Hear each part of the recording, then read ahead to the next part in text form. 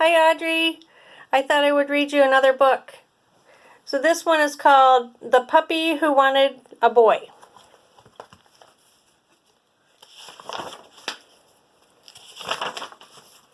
One day, Petey, who was a puppy, said to his mother, who was a dog, "I'd like a boy for Christmas." His mother, who was a dog, said she thought he could have a boy if he was a very, very good puppy.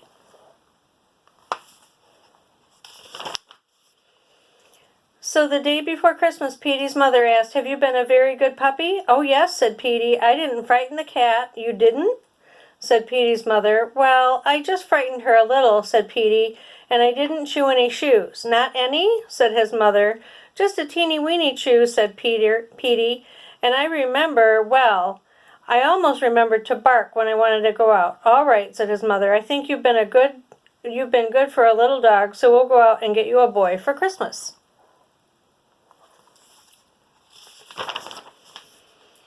But when Petey's mother came back, she looked very worried. "How would you like a soft white rabbit with pink ears for Christmas?" she said to Petey. "No, thanks," said Petey. "Don't you want a lovely canary?" "I'd like a boy," said Petey. "How about some guppies?" said Petey's mother. "I just want a boy," said Petey. "Petey," said his mother at last, "there are no boys to be found." "No boys?" cried Petey. "Not one I could find. They're terribly short of boys this year." Petey thought he couldn't stand it if he didn't have a boy. Finally, his mother said, "There now, there must be a boy somewhere. Perhaps you could find some dog who would give his boy away."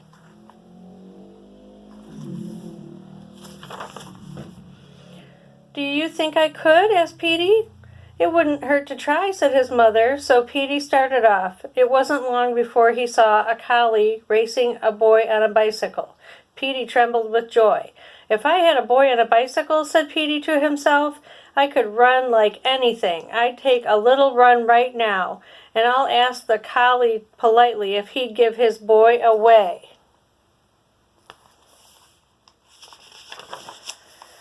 So Petey leapt after the bicycle. He called out to the collie, "Excuse me, do you want to give your boy away?" But the collie said no, he definitely didn't, in a dreadful tone of voice. Petey sat down. He watched the collie and his boy on a bicycle until they were out of sight. "I didn't really want a boy on a bicycle anyway," said Petey.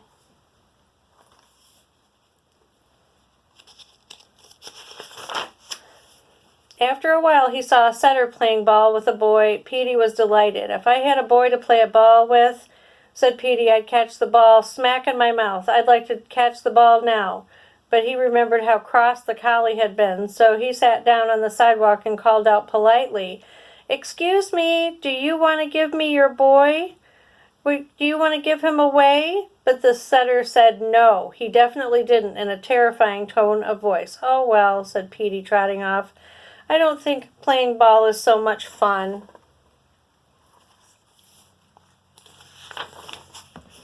Soon Petey came to a bulldog sitting in a car with a boy. Petey was pleased, for he was getting a little tired from so much walking. "If I had a boy in a car," said Petey, "I'd laugh at walking dogs. I'd ride like the wind right now. I'd like to ride right now." So he called out loudly, but very politely, "Excuse me, do you want to give your boy away?" But the bulldog said no, he definitely didn't, and he growled in Petey's face. "Rrrr." "Uh-oh," said Petey. He hurried behind a house and stayed there until he saw the bulldog and his boy drive away. "Well, who wants to go riding in a car?" "Not me," said Petey, coming out from behind the house. He thought he would just rest a little while, though. He had come a long way for such a little dog, and he was limping a little bit when he started off again. After a while he met a Scotty walking with his boy and carrying packages in his mouth.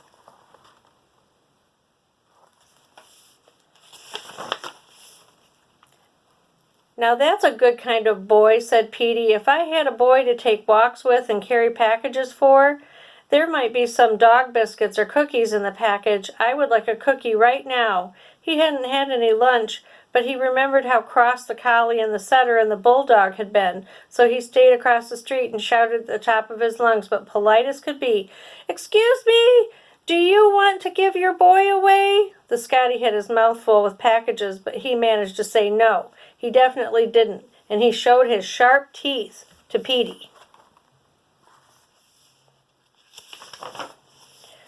Home for boys.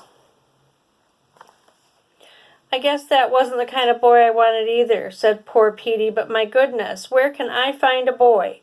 Well, Petey trotted on, but he couldn't find a single dog who would give his boy away. Petey's ears began to droop. His tail grew limp. His little legs were tired. My mother was right, he thought. There isn't a boy to be found. Just as it was getting dark, he came to a large building on the edge of town. Petey was walking by very slowly, and he saw a sign, Home for Boys.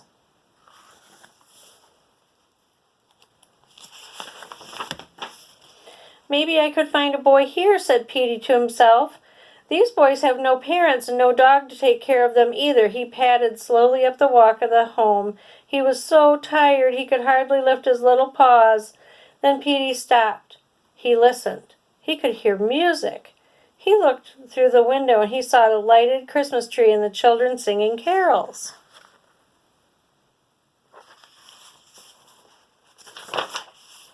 Then Petey saw something else. On the front steps of the building all by himself sat a boy. He was not a very big boy, and he looked lonely.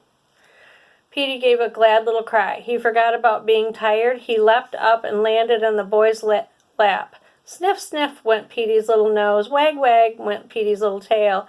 He kissed the little boy with his warm, wet tongue. How glad the boy was to see Petey. He put both of his arms around the little dog and hugged him tight.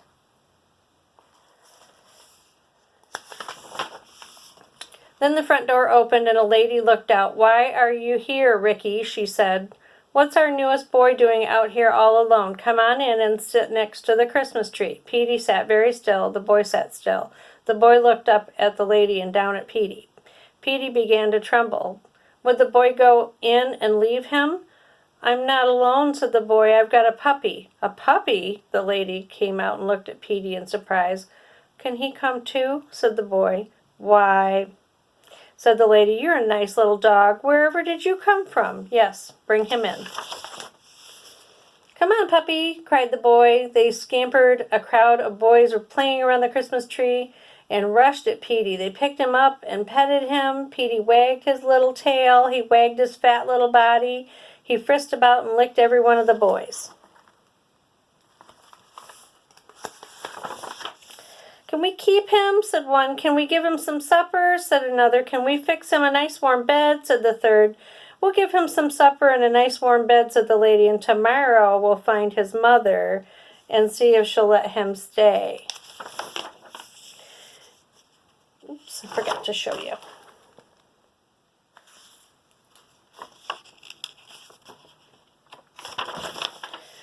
Petey knew his mother would let him stay. She knew how much he wanted a boy, but she won't she be surprised, said Petey to himself with a happy little grin when I tell her I got 50 boys for Christmas. I hope you like the book. It's sunny here today and it's a little bit warmer, but it's supposed to rain tomorrow. I miss you guys and I hope everybody is good and happy. Be good for Mommy. I love you guys. See you later. Love, Nani.